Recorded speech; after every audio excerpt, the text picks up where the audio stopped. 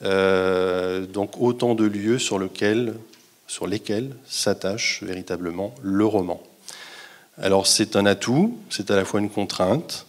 Un atout parce que ça permettra, je pense, d'avoir une singularité du paysage, et c'est ce qui attire jusqu'ici, c'est-à-dire que les visiteurs qui viennent jusque-là viennent également découvrir un paysage qui ne ressemble pas à un autre, qui n'est pas standardisé, et c'est une contrainte parce que ça oblige également les communes à devoir définir des zones de développement. Alors ce sont de petites communes, mais qui doivent quand même toujours avoir le droit à se développer, et donc des zones de développement qui se passeront, je dirais, qui se mettront plutôt en place d'un côté moins visible, donc en préservant quand même cet espace de dialogue entre les lieux et cette compréhension à travers les lieux et le roman. Il y a également la restauration du marais de Taligny, donc, qui est proche de nous. Donc cette restauration, le marais de Taligny est aussi dans le roman de Rabelais. Cette restauration va permettre l'accès au marais de Taligny par les visiteurs et donc de conjuguer à la fois littérature-nature et d'avoir ce volet qui permettra aux visiteurs et à ceux qui apprécient les lieux de pouvoir découvrir cette nature sous forme de littérature. Voilà. Donc je n'en dis pas plus, je vous remercie de votre attention. Je vais passer la parole à Monsieur Ferré qui va nous dire quelques mots sur sa propriété, et nous le remercions au nom de l'association Chinon, au nom de Mathilde qui est présente, notre présidente, et au nom de Stéphane Jonger et des organisateurs. Nous le remercions encore une fois de prêter ce lieu qui est un lieu superbe, un beau promontoire, et je lui passe la parole et ensuite Stéphane prendra le relais. Je vous remercie, je vous souhaite un bon après-midi, voilà, et bonne conférence. Merci. Allô, ça va? Vous entendez? Je n'ai rien à vous dire. C'est monsieur Lecomte qui voudrait que je dise quelque chose. Pour dire quelque chose, il faut avoir des idées. J'ai pas beaucoup d'idées. Bon, les nourritures alimentaires, je comprends ce que ça veut dire. C'est surtout, pour moi, les nourritures de l'esprit, bien évidemment. Encore quand on a bien mangé, ça va mieux. Nous avons bien mangé. Bon, ici, vous allez manger des choses de l'esprit. Je crois que c'est ce qui vous attend et c'est ce que j'espère. Alors, vous parlez des travaux et du château, ça serait une longue histoire. J'aurais dû amener des petits livrets qui vous auraient résumé à peu près la chose. Ça se mesure en centaines de portes et de fenêtres et de volets, près de 900 ou 1000, refaites ou réparées. Ça se compte en plusieurs camions semi-remorques de pierre de tuffeau rénovés. Ça se monte en kilomètres de joints refaits. Les joints, puisque tous les joints ont été refaits. Avant, dans les pièces du château, il y avait des peintures jaunes, vertes, ocre, rouges, avec des diables, des lunes, des soleils, tout ce que les enfants avaient le droit de faire pour libérer leur esprit. Voilà. Il y avait également des intervenants qui connaissaient la ligne droite, donc ils avaient tracé des lignes droites en diagonale, en principe, à travers les murs. C'est beaucoup plus facile que de suivre pour mettre les lignes électriques dans les zigzags des joints. Donc, avec une tronçonneuse, bzzoum, bzzoum. Donc il a fallu réparer tout ça, j'en passe et des meilleurs. Voilà, en tout cas, je suis content de vous accueillir ici, après 18 ans de travaux, je crois, à peu près. C'est pas encore tout terminé, vous avez vu, la cour est en travaux, parce qu'il y avait deux petites marches hautes comme ça qui empêchaient les handicapés de marcher de plein pied. Donc c'est bien normal, on s'est soumis à cette contrainte, et c'est pour ça que je n'avais pas pu avoir accès à la cour du château. Voilà, je suis content de vous accueillir, je vois que vous êtes nombreux, j'espère que la prochaine fois la salle sera pleine jusqu'au bout. On apportera des tables en plus, parce qu'il en manque, puis des chaises, on les a. Voilà, je vous remercie d'être venus.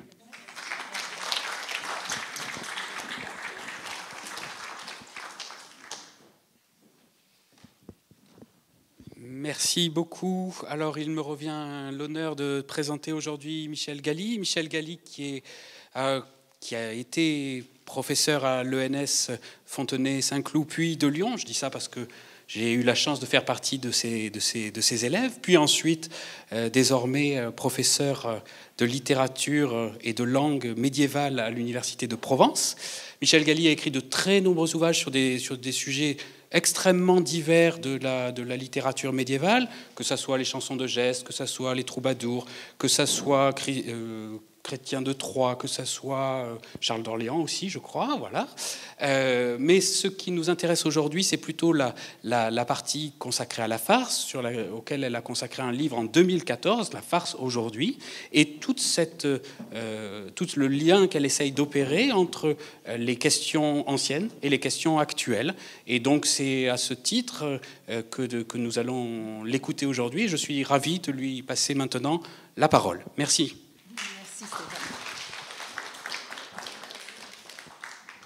Eh bien, merci à tous et merci pour cette invitation. Bon, si j'ai pas besoin du micro, moi je serai aussi. Si il le faut ou c'est pas la peine. Ah bon.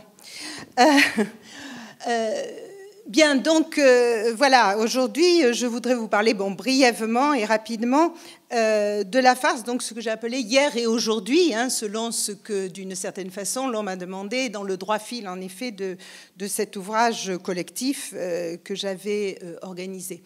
Alors, je partirai aussi de ce que beaucoup d'entre vous ont vu hier, c'est-à-dire une farce classique, celle dont je ne vais pas parler, justement, qui est une farce de Molière, parce que, d'une certaine façon, elle a tous les traits définitoires de la farce. J'y reviendrai petit à petit. Et puis, je viendrai aussi un autre élément qui sera un peu le fil conducteur de ce que je vais vous présenter, ce dont on va discuter peut-être. C'est une phrase de Baudelaire, alors là du 19e siècle évidemment, dans l'essence du rire, et il dit « le comique est dans le rieur ». Et il y a quelque chose là dans les changements justement entre ce que l'on peut supposer, y compris de la réception de la farce au Moyen-Âge, c'est-à-dire au Moyen-Âge 16e siècle, Moyen-Âge Renaissance, disons, et les farces actuelles, il y a quelque chose aussi qui va du côté de comment nous pouvons recevoir ce genre de texte ou ce genre de spectacle. Et peut-être c'était différent de ce que faisaient nos ancêtres. Parce que parler de la farce, bien entendu, c'est nécessairement parler du rire et parler de la réception, de ce que l'on entend comme comique, comme ce qui provoque, n'est-ce pas, le rire, et même qu'est-ce que le rire, on pourra aussi en discuter. Alors tout cela pour faire quand même un lien ô combien avec Rabelais, bien sûr, ne serait-ce, ça c'est un clin d'œil aussi avec ce qui va suivre du programme, la proximité avec la nourriture, bien entendu, homonymie ou métaphore, le genre dramatique de la farce viendrait, alors je ne rentre pas dans les querelles ou les discussions des spécialistes, viendrait aussi étymologiquement de farsa. Alors farsa, c'était une paraphrase accompagnant en langue vulgaire, c'est-à-dire en français, si vous voulez, les écritures en latin au cours des cérémonies religieuses. Alors, vous allez me dire, on n'en est pas encore au plat. Mais, en revanche, à ce que je vais essayer de vous dire, rien de comique a priori. Mais ces commentaires deviennent petit à petit des intermèdes dans la liturgie, comme la farce dans les légumes ou la viande, avant, là nous parlons des intermèdes, de s'émanciper relativement, et en particulier à se retrouver aussi aux côtés ou entre l'ardent, si je puis m'exprimer ainsi, les mystères, vous savez, ces grands spectacles religieux du XVe et du XVIe siècle. Bien sûr, il y a eu aussi des farces jouées de façon tout à fait autonome. Mais vous voyez comment, dès le début, on est bien sûr dans le comique, mais on est avec quelque chose qui se dit par rapport à ce que nous appellerons le sérieux. On est un petit peu entre les deux. Et si l'on veut, le comique, alors qu'est-ce que le comique tout ce qui peut être dérision, ironie, moquerie, etc., se dit au cœur du sérieux ou derrière ou devant le sérieux, comment dire. Un autre élément qui est peut-être lié au niveau historique, si vous voulez, c'est que la farce, c'est pas un genre noble. Hein. La farce, c'est un petit peu, ça accompagne, vous voyez, comme la farce dans le plat. Si on n'a pas une bonne viande, de bons légumes, bof. Hein. Bon, c'est un ingrédient, c'est ce qui s'ajoute. Bien entendu. Et en effet, dans les mystères, hein, encore une fois, je le vais à gros traits, je m'excuse auprès des spécialistes, hein, c'était ce qui pouvait détendre la tension. C'était quand même un spectacle sacré. Hein, pour eux, ce n'était pas comme nous quand nous allons au théâtre. Hein, c'était important hein, de voir un mystère. Hein. La tension des spectateurs. Au spectacle de l'histoire sacrée. Bon, voilà.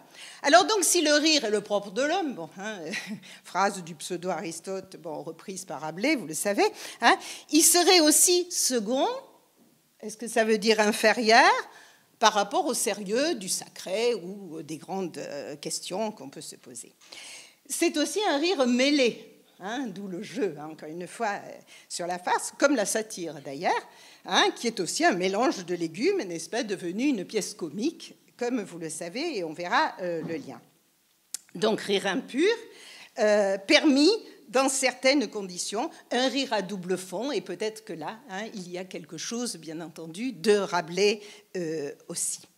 Et donc, cette farce non noble, mal élevée, vous le savez, a été interdite, méprisée. Bon, Boileau, hein, qui dit, mais qu'est-ce que faisait Molière, enfin, hein, qu'est-ce que c'était hein, et on parlera plus volontiers de la comédie, hein, qui paraît un petit peu plus présentable, je dirais. Bref, elle sent le grossier et le populaire. Son rire, en effet, je ne vais pas tout décliner, naît très souvent de la scatologie. Il faut bien le dire, de l'obscénité, de la grivoiserie, hein, ce que le grand théoricien russe Mikhail Bakhtin a appelé le bas matériel et corporel. Donc ce serait un rire primaire qu'elle déclencherait, spontané, impulsif, un rire, et c'est peut-être quelque chose dont on discute, en deçà de toute morale, posons-nous la question. Baudelaire, encore, hein, parle aussi du rire, n'est-ce pas? Parle d'une ivresse, en même temps du rire, de quelque chose de terrible et d'irrésistible qu'il lui-même éprouve à un spectacle qu'il avait vu de clown anglais qui était particulièrement important et célèbre à son époque. Ce rire, en effet, ce rire un peu mécanique, si je puis dire, impulsif que l'on peut avoir, hein, fonctionne aussi sur un certain nombre de techniques. Hein. En particulier, je n'en citerai qu'une, celle de la répétition. Et je prendrai un grand dramaturge de farce italien, Dario Fo, qui prenait justement l'exemple des fourberies de Scapin et de la fameuse réplique de Géronte, que nous avons tous appris au moins en classe, hein, mais que diable allait-il faire dans cette galère? Et, dit Dario Fo, Molière fait répéter plusieurs fois cette question à son personnage, la deuxième fois encore en entier. Mais la troisième, il suffit de l'ébaucher et l'éclat de rire est assuré. Bon, vous avez vu les formes de répétition au spectacle d'hier. Bon, cela ne nous dit pas de quoi et pourquoi on se met à rire. Dario Fo encore, il y a rire et rire. La culture du rire indique la qualité d'un peuple. Chez certains, c'est le ricanement. Chez d'autres, la franche rigolade. Et d'autres encore ont le sens de l'ironie. C'est la forme du rire la plus haute. Donc, une hiérarchie des rires. Donc, malgré des traits récurrents, là aussi, je ne vais pas tous les énoncer, tromperie, souvent coquillage, bon, et surtout insultes, coups, etc., hein, il y a une histoire de la farce parallèle à l'histoire du rire. Qui rit de quoi? Rit-on tous et toujours de la même chose, malgré un fond commun que je viens très brièvement de vous définir, hein, une sorte de réaction corporelle finalement, hein, irrépressible. Or, après sa désaffection relative, la farce ressurgit sur la scène contemporaine. Donc je laisse le classicisme, ou elle était interdite, enfin je laisse. N'est-ce qu'une variante justement de la farce médiévale? Et celle-ci, d'ailleurs, peut-elle en elle-même encore être goûtée et mise en scène? Là aussi, ça peut être un débat ou une discussion, hein, car le spectateur moderne n'est pas le spectateur médiéval, et nous ignorons tout, ou à peu près tout, du spectateur médiéval, hein, et le spectateur moderne n'a plus ni les codes, ni le contexte social et mental de nos lointains ancêtres. Or, si l'on part du principe que la farce, malgré son apparente simplicité, hein, effectivement, hein, dit quelque chose malgré tout, on est un peu chez Rabelais aussi, hein, des relations humaines et sociales en faisant rire. Doit-on rire franchement, de façon gênée, rire jaune, si vous voulez? En tout cas, c'est toujours un rire fragile, selon ce que tel ou tel spectateur, auditeur en reçoit. Et surtout, c'est un rire fragile parce que, mais on peut en discuter, il y a bien des bastonnades hier, hein, dans notre farce de Molière. Si l'on prend soudain pitié de celui qui est battu, éventuellement, de celui aussi qui est trompé, qui est le dindon de la farce, justement, hein, l'imbécile, la victime. Le terme ancien, c'était aussi le badin, hein, enfin bon, peu importe. Hein, si d'un coup l'on est choqué, à ce moment-là, le rire se suspend. Le rire peut-il aussi devenir subversif, ce qui est déjà une sorte de réflexion, d'interprétation, hein, du gag à la satire des hommes, de la société et des pouvoirs. La farce peut prendre en compte toute cette gamme-là possible. Et là serait peut-être ce qui fait le sens, la force, ou au contraire la faiblesse, le débat est ouvert, de la farce contemporaine. On parle beaucoup de farce pour certains dramaturges, mais on est obligé d'ajouter un qualificatif. On dira pour Brecht qu'il faisait des farces historiques. On dira pour Ionesco qu'il faisait des farces tragiques. Alors, bon, je ne décline pas l'oxymore que ça représente. Hein. On dit de Dario Fo ou de Vinaver, dont je vous parlerai si j'ai le temps, ils font des farces politiques. Hein. Bon, Beckett ferait des farces métaphysiques. Enfin bref, on est un peu gêné. Vous voyez, il y a beaucoup de farces, mais ce n'est pas la farce tout à trac, si je puis dire. Hein. Alors voilà, hein, je poserai à partir de là, si vous voulez bien, quelques jalons historiques ou relativement historiques, mais brièvement déclinés, mais bien sûr. Alors, je prends comme globalité, titre englobant, si vous voulez, la parole et le corps, parce que bon, c'est des évidences, hein, bien entendu, y compris, encore une fois, par rapport au spectacle d'hier. Hein, la parole était extraordinairement importante, le corps, bien sûr, était convoqué. Ils sont tous deux au centre, hein, de ce que l'on appelle la farce, et ils en sont différemment et de façon complémentaire, la trame et la matière, je dirais. Dans une, alors je fais très vite et je ne les cite pas, sauf si vous le souhaitez tout à l'heure dans la discussion, dans une des plus célèbres encore, c'est pour ça que je l'ai convoquée farce médiévale, celle dite de Maître Patelin, rapidement rappelée, le langage est roi. Pour le moins, d'abord c'est un avocat sans le sou, etc., mais enfin c'est un avocat, hein, il trompe puisqu'il achète, enfin il achète justement sans le payer des pièces de drap, évidemment il ne peut pas les payer parce qu'il n'a pas le sou, et donc il va, pendant une scène qui peut nous paraître très longue, surtout si on la met dans la langue originale, hein, il va rentrer dans un délire verbal parce qu'il est malade, il est couché. Bon, évidemment, sa comparse et son épouse, là, il n'y a pas, comme hier, une concurrence au sein du couple. Hein, et ce délire verbal mêle, et ça peut faire écho aussi à hier, je pense, hein, mots inventés, patois, bon, le statut patois est un peu différent au Moyen-Âge, mais laissons, patois, jargon, dialecte, etc., scandés par les demandes d'argent du drapier, bien entendu. Et ce délire est le signe de son agonie. Cela effraie le drapier. C'est-à-dire que la langue en elle-même se fait comique. Elle va jusqu'au verbiage, jusqu'aux limites de l'élocution humaine. Vous vous rappelez le gag qui fait que la maladie de la jeune femme, bon, etc., bon, motif à la Molière, bon d'accord, hein, elle ne parlait pas. C'est-à-dire, vous voyez, il y a à la fois délire verbal et quelque chose qui qui tourne autour de cette question de parler, ne pas parler, pouvoir parler, parler comment, de façon audible, inaudible, enfin, etc., etc. On le sait, je crois, ruse par laquelle Patelin en question va être aussi piégé, puisqu'enfin il trouve un client. Ce client est un berger qui a un rapport avec le drapier, mais je passe, et il lui dit, quand le juge vous interroge, vous répondez par un bêlement. Ben. Bon, alors ce qui était, les acteurs évidemment le disaient tout à fait, mais il est bien connu que les bergers, en gros, comme ils sont avec des bêtes qui ne parlent pas, ils sont pareils. Et Patelin ne pourra pas se faire payer, je le lirai si ça vous amuse, puisque bien entendu, le berger qui n'est pas si idiot va répondre aussi à ses propres demandes d'argent par des bêlements. Une autre petite farce très très rapidement, parce que je tourne simplement autour du langage, si vous le permettez. C'est une farce peut-être un peu moins connue, dit de Maître Mimin.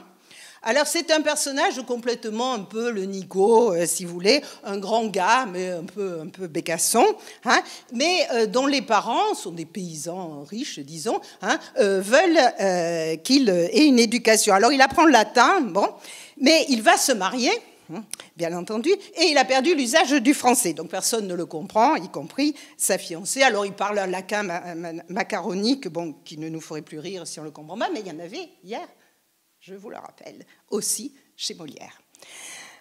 Et on le fera passer, ce personnage, par la cage à oiseaux. Bon, hein, par le sifflement animal, qu'il redevienne ou qu'il devienne un homme.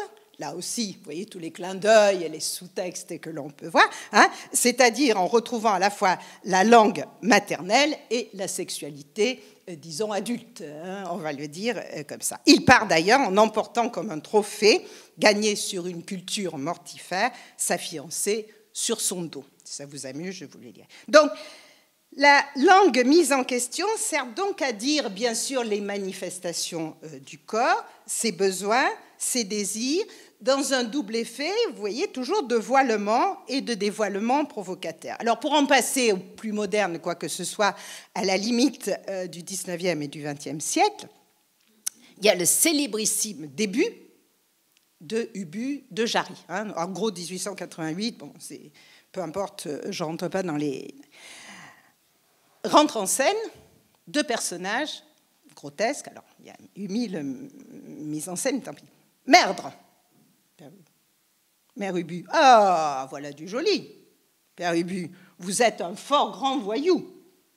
Père Ubu, que ne vous assomme-je? Mère Ubu, il a déjà le bâton, bien moi. Bon. Déjà, ce n'est pas moi, Père Ubu, c'est un autre qu'il faudrait assassiner. De par ma chandelle verte, je ne comprends pas.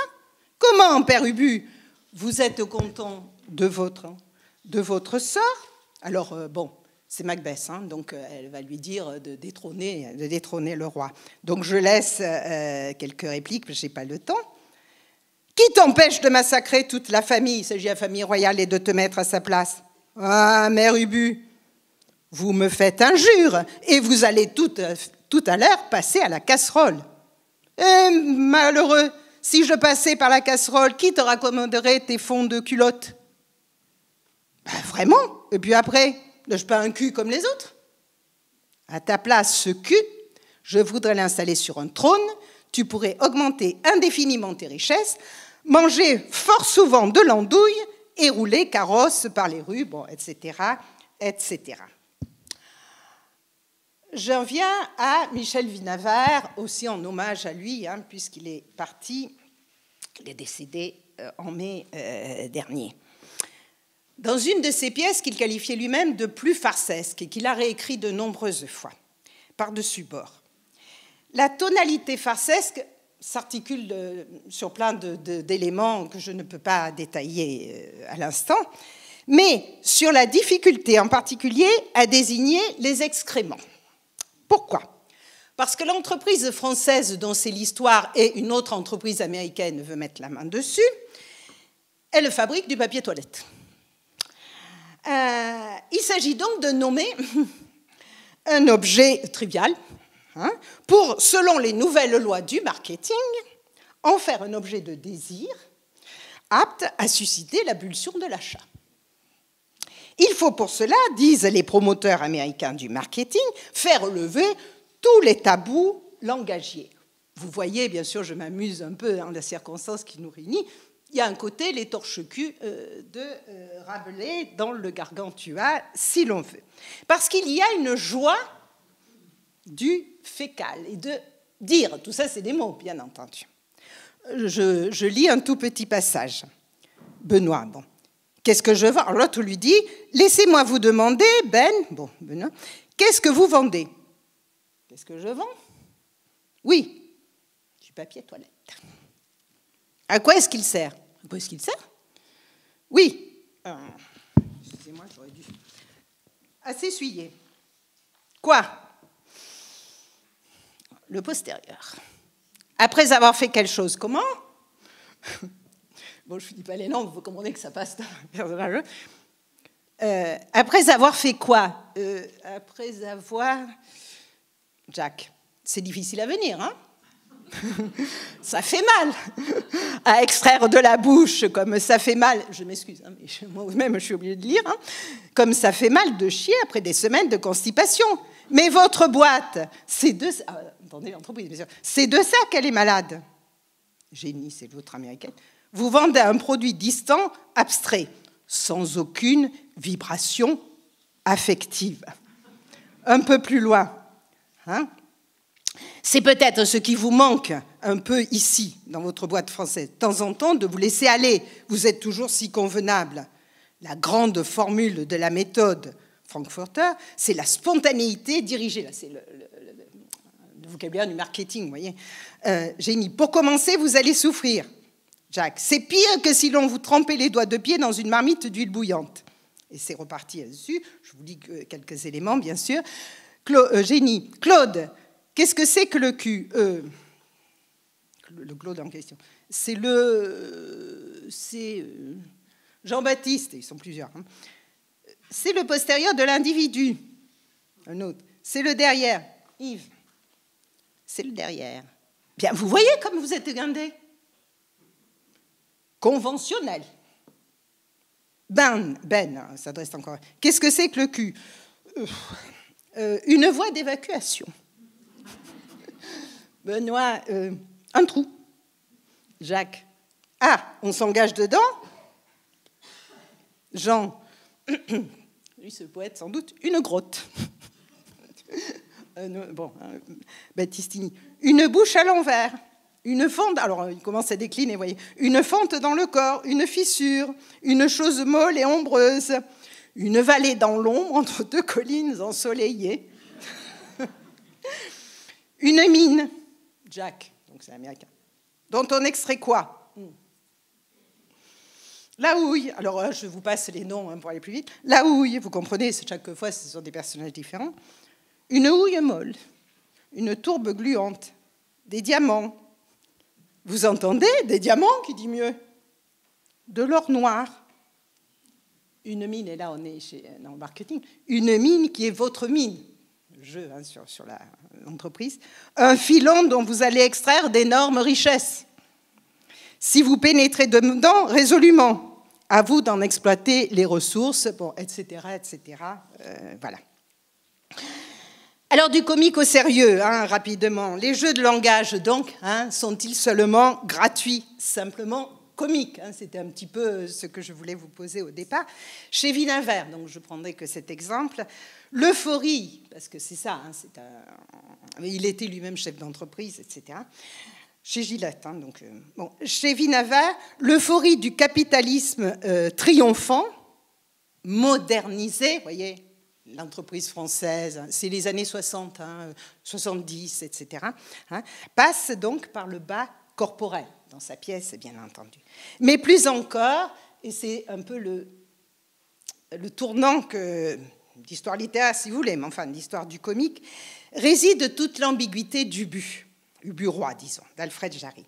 Son personnage, n'est-il que grotesque, n'est-il que ridicule, ou est-il inquiétant et sordide? Le comique est dans le rieur. Hein. Jarry passe-t-il simplement de la pièce potache? Vous savez qu'au départ, il a dit qu'il se moquait d'un de ses professeurs, etc. Il était très jeune, hein, les premières moutures à une parabole, donc passe-t-il pièce potache, disons, à une parabole des dictatures du XXe siècle à venir, puisqu'on est au tout début du XXe siècle. C'est désormais les événements, malheureusement historiques réels ayant fait leur œuvre, la double lecture qui le plus souvent s'impose chez les metteurs en scène, chez les spectateurs, etc. Ainsi, la fameuse scène du crochet à noble, scène 2. Ubu, amenez le premier noble et passez-moi le crochet à noble. Ceux qui seront condamnés à mort, je les passerai à la trappe. Ils tomberont dans les sous-sols du pince-porc et de la chambre à sous où on les décervellera, etc. Qu'as-tu à pigner, mère Ubu? Mère Ubu, tu es trop féroce. Père Ubu, je m'enrichis. Un peu plus loin, je ne vous raconte pas toute la pièce, violence, puisqu'en plus, hier, on en avait, si on le prend comme ça, envers sa femme, pourtant sa complice. Parce qu'elle est partie, bon, je ne vous raconte pas la pièce. Père Ubu, oh, mais tout de même, arrive ici, charogne. Mets-toi à genoux devant ton maître. Il l'empoigne et la jette à genoux. Tu vas subir le dernier supplice. Père Ubu, oh, Père Ubu. Je commence. Torsion du nez. Arrachement des cheveux. Pénétration du petit bout de bois dans les oreilles. Bon, vous vous rappelez, Molière fait pareil. Il y a des mots, si on est attentif, il joue. Sur les... Extraction de la cervelle par les talons. Lacération du postérieur. Suppression partielle ou même totale de la moelle épinière. Si au moins ça pouvait lui ôter les épines du caractère. Sans oublier l'ouverture de la vessie natatoire et finalement la grande décollation renouvelée de Saint Jean-Baptiste, etc., etc. Alors, il y a une des didascalies qui dit « il la déchire ». Bon.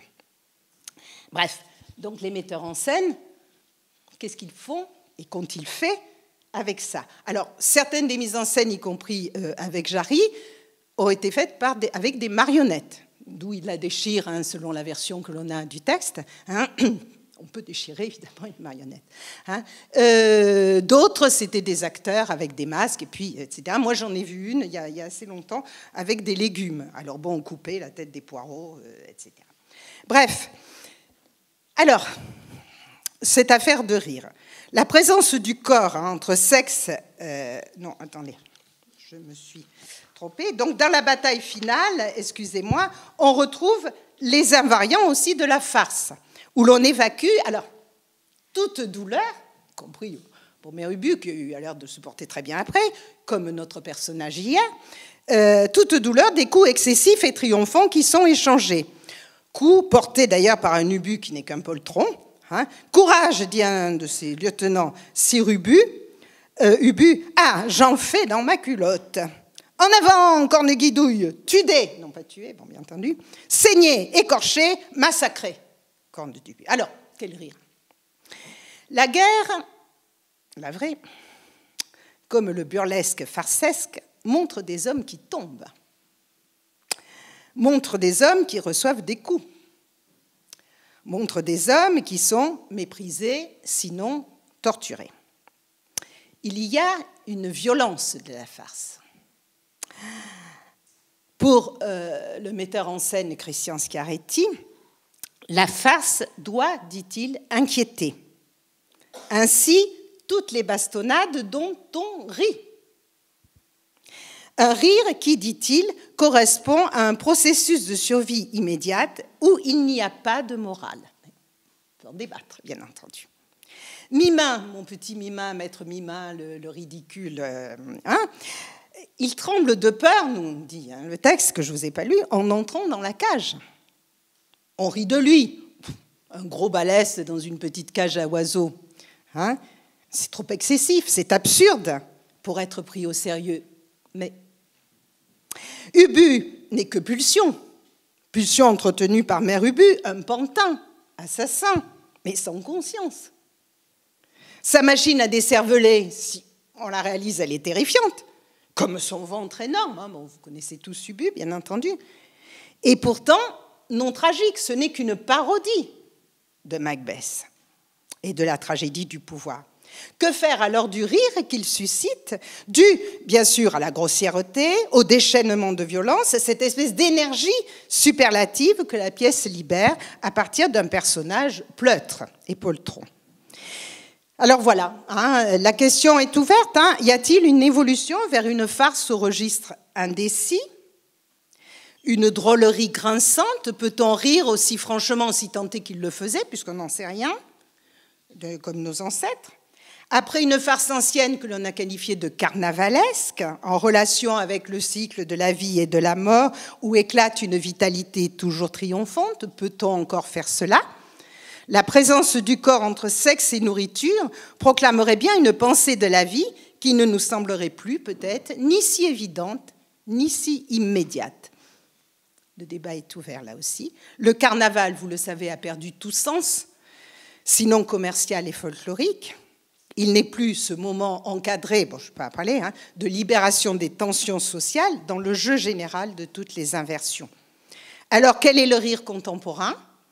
Si ce rire de la première farce est perdu, devenu impossible, ou peut-être dans des modalités, dans des spectacles qui ne sont pas tout à fait les farces constituées jusqu'à la farce classique. Ce changement se produit-il conjointement chez le dramaturge et le spectateur, chez l'un ou chez l'autre? Le rire dit gras est toujours déclassé, on le pense toujours comme vulgaire, inférieur. Il existe donc dans une série de formes de spectacles, bien entendu, mais qui ne sont pas à proprement parler des pièces de théâtre. Mais la farce se fait aussi plus volontiers au service du politique. J'ai évoqué, sans pouvoir le citer, Dario Fo. On peut évoquer, enfin, peu près de nous, non, parce qu'il y en a un qui est mort, mais ils ont à peu près le même âge. Chez Badiou, c'est la tétralogie d'Ahmed, dont le premier est Ahmed le Subtil, c'est-à-dire une parodie, enfin, de Scapin, pas vraiment une parodie. C'est le jeu du pouvoir aussi, désormais, peut-être plus volontiers chez nous, et donné comme obscène, et qu'il faut mettre en échec fantasmatiquement, plus qu'un corps et un sexe, dont vous le savez, que l'on peut les exhiber sans scandale, désormais, mais qui ne sont pas non plus toujours drôles, bien qu'exhibés. C'est le travail de dramaturges qui ne font certainement pas des farces, comme Jan Fabre ou Angelica Lidl, etc. Donc, encore une fois, c'était un peu le débat, la discussion que je voulais ouvrir avec vous. Et je finirai juste par une petite citation de Georges Tabori, qui est décédé en 2007, qui était juif, etc. Bon, bref, une très belle œuvre. Et en particulier, il a écrit une farce, il en a écrit plusieurs, qui s'appelle Mein Kampf. Bon, inutile de vous dire de quoi parle la farce, et c'est le personnage, je sais pas, il est rarement monté, moi je ne l'ai pas vu sur scène. Le personnage d'Hitler est une espèce de petit jeune homme peintre raté, lamentable, etc. Enfin bon, il y a toute une histoire, mais ce n'est pas ça que j'attends dire. Le rire, dit Tabori, qui avait perdu lui-même sa famille, etc. C'est pour ça que je me suis permis de vous expliquer qu'il était juif, bien sûr. Le rire n'a absolument rien de frivole. Il est aussi existentiellement, libérateur que les larmes. Je joue bien sûr sur la célèbre citation. C'est l'expression d'une réaction physique très profonde, je vous l'ai dit avec Baudelaire. Lorsqu'on traite d'une catastrophe avec humour, je trouve en premier que c'est légitime. Deuxièmement, comme disait Luther, je ne peux pas faire autrement. Je vous remercie.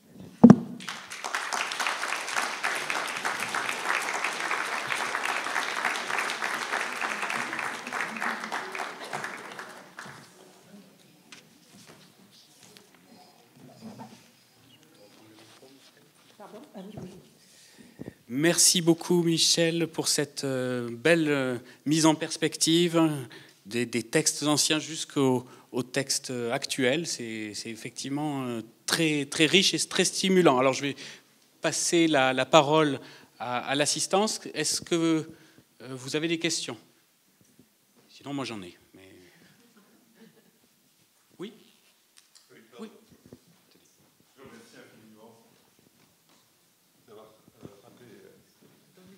d'avoir rappelé l'essence du rire de Baudelaire.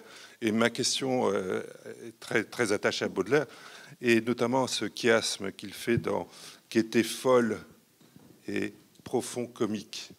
Et ma question était, est-ce que ce qui fait le succès permanent de la farce par rapport à des genres très normés, comme la tragédie qui a été cadrée et qui a fini par étouffer, est-ce que c'est justement pas cette plasticité de la farce et cette façon de s'adapter, de répondre de manière physique, réactive au monde qui nous entoure et à réactiver le langage comme nous avons pu le constater ce matin? Oui, c'est une autre manière de... Bon, moi, je n'ai pas suivi ce fil-là, hein, mais on pouvait le suivre aussi. Je voulais quand même vous montrer, discuter avec vous, que oui, c'est sûr qu'il y a une plasticité de la farce, parce qu'en effet, on peut écrire des textes très différents, mais même si on prend les textes anciens du XVe et du XVIe siècle, hein, ils sont très différents. Bon, il y a des composantes qui doivent se retrouver. Bon, je les ai vite déclinées, mais vous les connaissez tous. Hein. Mais ça peut être des choses très différentes qui vont même jusqu'à, pour nous, des interrogations. Par exemple, Genin, fils de rien, ben, il ne connaît pas son père, puis finalement, il se dit qu'il est né du néant. Enfin bref, en effet, il y a une espèce de gamme possible, hein, de sujets qui fait peut-être la résurgence, vous avez tout à fait raison, actuelle, j'irais même donc plus récemment que Baudelaire, actuelle du genre de la farce, ou de dire toujours c'est farcesque, même pour, encore une fois, des dramaturges qui ne nous font pas rire aux éclats, voilà. Hein. Peut-être parce que justement c'est un genre, et l'esthétique littéraire est peut-être encore plus dramatique et enfin théâtrale au sens actuel est encore plus portée à ça, comme l'esthétique poétique si vous voulez.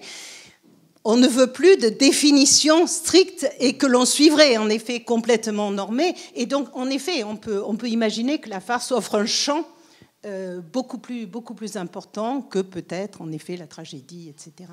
C'est une vraie question, tout à fait. J'avais en tête aussi le Vitrier de Baudelaire. Oui. Qu'est-ce qu'on fait avec le Vitrier ?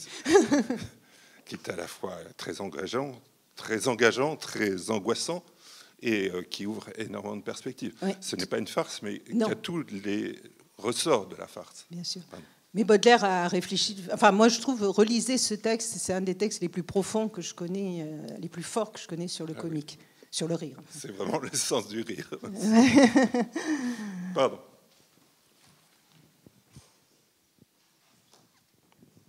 D'autres questions ? Alors moi j'en ai une peut-être, puisque j'ai le micro, je vais te la poser. La farce, traditionnellement, on dit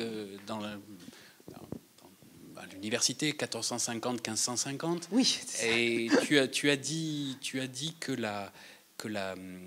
à partir du moment où les personnages prenaient une sorte d'épaisseur, où ils prenaient une sorte de psychologie, il n'y avait plus de farce.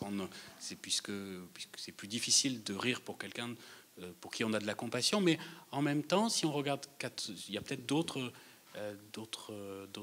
causes. 1550, on est au moment où les choses se politisent, au début des guerres civiles. Est-ce que c'est compatible ? Qu'est-ce qui n'est pas compatible ? Enfin, qu'est-ce qui fait que la farce ne fonctionne plus, outre la psychologie? Est-ce que le politique, puisque...